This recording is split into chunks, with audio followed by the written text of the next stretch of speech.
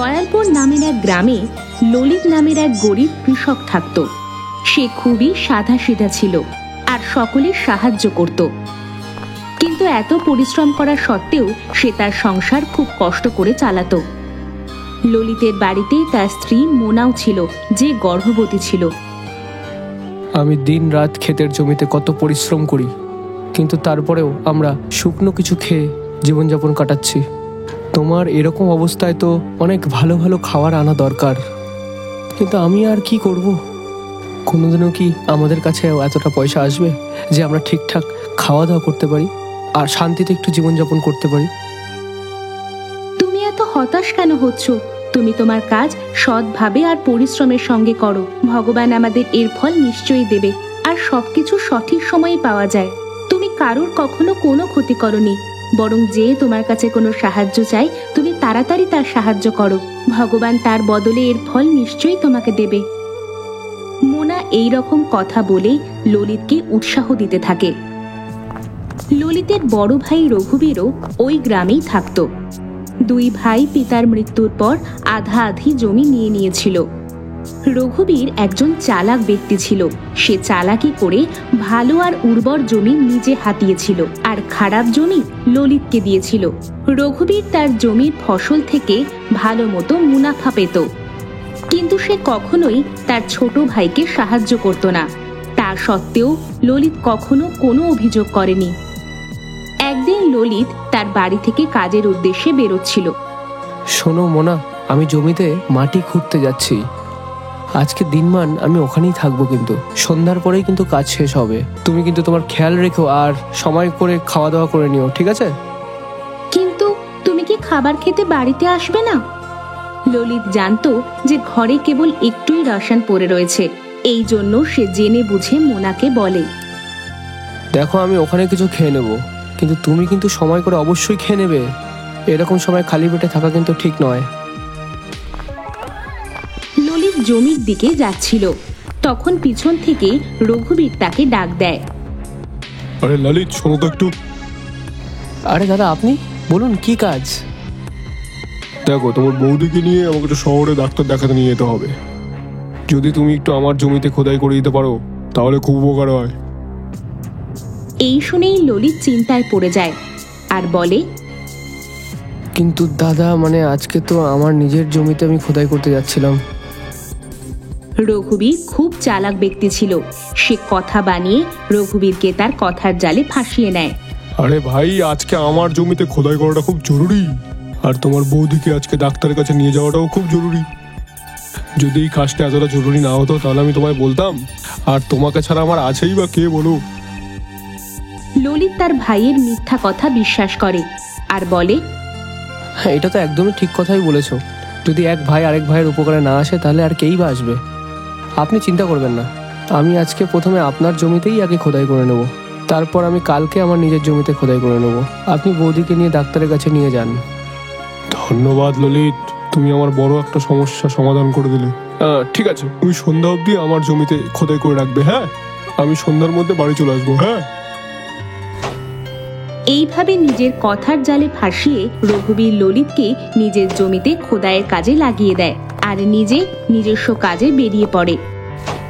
রঘুবীর সারা দিন পরিশ্রম করে নিজের ভাইয়ের ক্ষেতের জমি খোদাই করে দেয়। সন্ধেবেলা রঘুবীর নিজের জমি দেখতে আসে।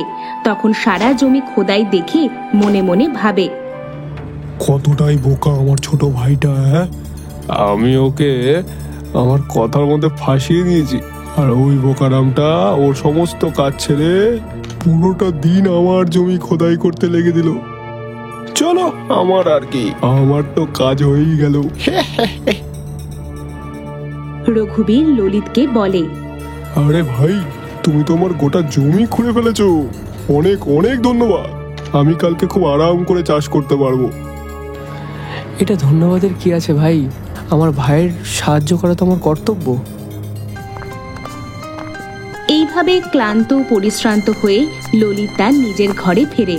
আরে, তুমি চলে এসেছো? তুমি প্রথমে হাত মুখ ধুয়ে এসো, তারপর খাবার খেয়ে নাও। ঘরে তো অল্পই রেশন ছিল, আমার জন্য খাবার বাঁচাতে গিয়ে মোনা মনে হয় সারাদিন কিছু খেতে পারেনি। মোনা, এই খাবারটা তুমি খেয়ে নাও, আমার একদম খিদে নেই। কেন, কি হয়েছে? তোমার খিদে পায়নি কেন?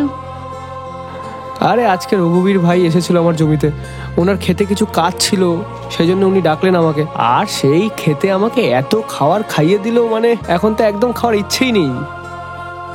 ঘরের পরিস্থিতি দেখে ললিত মনে মনে খুব দুঃখ পায় আর ভাবে, হে ভগবান, আমাকে তুমি সাহায্য করো, অন্ততপক্ষে আমার স্ত্রীকে ভরপেট খাবার তো দিতে পারি। ও বেচারি এই অবস্থাতেও ঘরের সমস্ত কাজ করে যাচ্ছে, তার উপরে আবার ও খাওয়াও পাচ্ছে না। আমার তার এই অবস্থা আর দেখা যাচ্ছে না। এই চিন্তা করতে করতে ললিত শুয়ে পড়ে। রাতে সে স্বপ্ন দেখে যে মা লক্ষ্মী তার উপর সোনার মোহর বর্ষণ করছে আর তার দারিদ্রতা দূর হয়ে গেছে। পরের দিন সকালে উঠতেই সে তার স্ত্রীকে বলে, রাতে আমি একটা স্বপ্ন দেখেছি, মা লক্ষ্মী আমাদেরকে সোনার মোহর দিচ্ছে আর আমাদের দরিদ্রতা দূর হয়ে গেছে। এটা তো খুবই শুভ স্বপ্ন। সকালের স্বপ্ন সত্যি হয়, দেখবে ভগবান তোমাকে নিশ্চয়ই সাহায্য করবেন। চলো আজকে আমার নিজের খেতে গিয়ে জমির খোদাই করতে হবে, সন্ধ্যায় আসার সময় আমি খাবারের জন্য কিছু না কিছু জিনিস নিয়ে আসবো। এই বলে ললিত তার ক্ষেতের উদ্দেশ্যে রওনা দেয় আর সেখানে গিয়ে খোদাইয়ের কাজ শুরু করে। খোদাই করতে করতে জমিতে সে একটা মটকা দেখতে পায়। আরে এটা কি? মনে হচ্ছে কোনো ধাতুর বড় কলসি। ঘুরে আর একটু দেখি যে জিনিসটা কি এটা। যখন সে আরো কিছুটা খনন করে তখন সে একটা সোনার বড় মটকা দেখতে পায়। মটকা খুলতেই তার চোখ একেবারে ছানা বড়া হয়ে গেল। সেখানে সোনার দুটো মোহর ছিল। আরে এটা কি?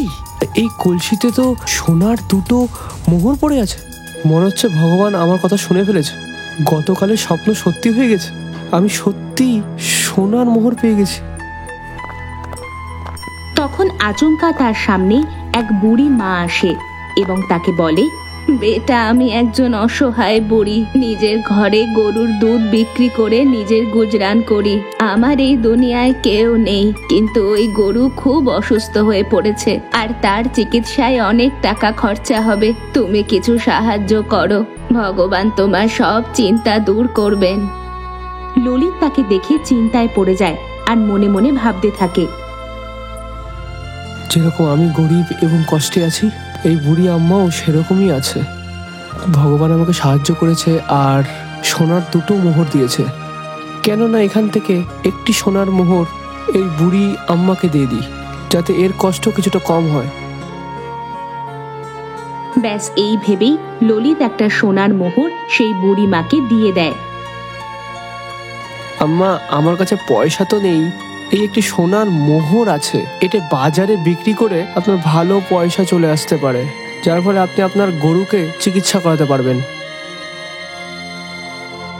বুড়িমা হাতে মোহরটা নেয় আর ললিতকে বলে, বেটা, তুমি কত ভালো, তুমি নিজে এত সমস্যায় আছো আর গরিবের সঙ্গে লড়াই করছো, তাও তুমি এই মোহরের মধ্যে একটা মোহর দিয়ে আমাকে সাহায্য করলে। আমি আশীর্বাদ করলাম তুমি আর দারিদ্রতায় কষ্ট পাবে না আর সব সময় খুশি থাকবে। ললিত সেই মটকা থেকে একটা সোনার মোহর বের করে সেটা বাজারে বিক্রি করে আর তার সংসারের জন্য খাওয়া দাওয়ার জিনিসপত্র নিয়ে ঘরে ফিরে আসে। মোনা ললিতকে দেখে জিজ্ঞেস করে, আরে, তুমি তো অনেক রেশন নিয়ে চলে এসেছো, এই মটকাটা কিরকম? আজকের খোদাইয়ের সময় একটা সোনার ঘড়া এবং দুটো মোহর পাওয়া যায়, তার মধ্যে একটি মোহর আমি বেচে দিই, ওখান থেকে অনেকগুলো টাকা পেয়েছি, তাই জন্য আমি খাওয়ার দাওয়ারের সমস্ত জিনিস এনে ফেলেছি। ললিত আর মোনা সেই রাতে পেট ভরে খাবার খেয়ে আরাম করে শুয়ে পড়ে। তখন ললিত আবার একটা স্বপ্ন দেখে। সেই স্বপ্নে মা লক্ষ্মী তাকে বলে, ললিত, আমি খুব খুশি, তুমি এত দুঃখের মধ্যেও একজন দুঃখী বুড়ি মাকে সাহায্য করেছো। তোমার কাছে শুধু দুটোই মোহর ছিল, যার মধ্যে একটা তুমি ওকে দিয়ে দাও। আমি তোমায় আশীর্বাদ করছি, যে ঘড়া তুমি ক্ষেত থেকে এনেছো সেটা একটা জাদুর সোনার ঘড়া। সেখানে রোজ সকালে একটা সোনার মোহর আসবে, যেটা বিক্রি করে তুমি তোমার সংসার চালাতে পারবে। ওই জাদুর ঘড়ায় একটাই মোহর আসবে, তোমাকে আর জীবনভর দারিদ্রতার মুখোমুখি হতে হবে না। আর এখন থেকে তোমার জীবন সুখের আর খুশির হয়ে যাবে। ললিত হঠাৎ উঠে পড়ে আর স্বপ্নের বিষয় ভাবতে থাকে। একদিন আগের স্বপ্নে মা লক্ষ্মী আমাকে সোনার ঘড়া দেয়, আর সেই স্বপ্নটা সত্যিও হয়েছিল। মনে হচ্ছে রোজ একটি করে সোনার মোহর কথাটা সত্যিই হবে। মা লক্ষ্মী আমাকে কৃপা করেছে আর আমাকে জাদুই ঘড়া দিয়েছে। পরের দিন সকালে উঠতেই ললিত জাদুর ঘড়ায় দেখে, তো তখন সে একটা সোনার মোহর দেখে, আর এই দেখে সে খুশিতে নাচতে শুরু করে। আর তার স্ত্রী মোনাকে সব কথা বলে।